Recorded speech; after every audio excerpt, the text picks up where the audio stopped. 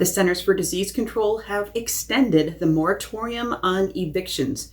This agency action is designed to protect residential tenants from eviction due to non-payment of rent during this continuing COVID pandemic.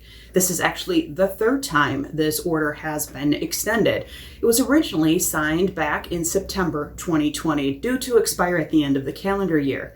It was extended to the end of January, once again to the end of March, and this new agency action is effective April 1st and takes us through the end of June 2021.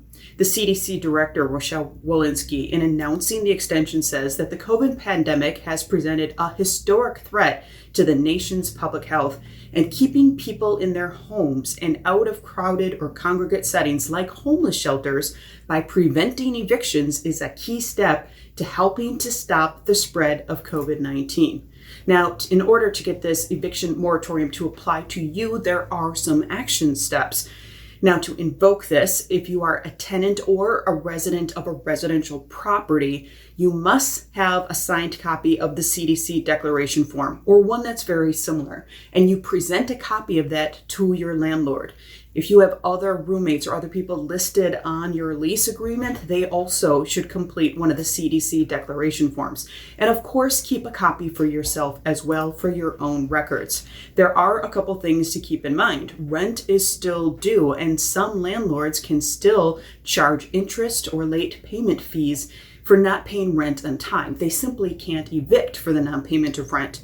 They can evict for other reasons, so make sure that you are very clear in your conversations with your landlord of what the expectations are. Landlords can't be discriminatory, of course, and there are many state and federal laws that protect tenants in those situations.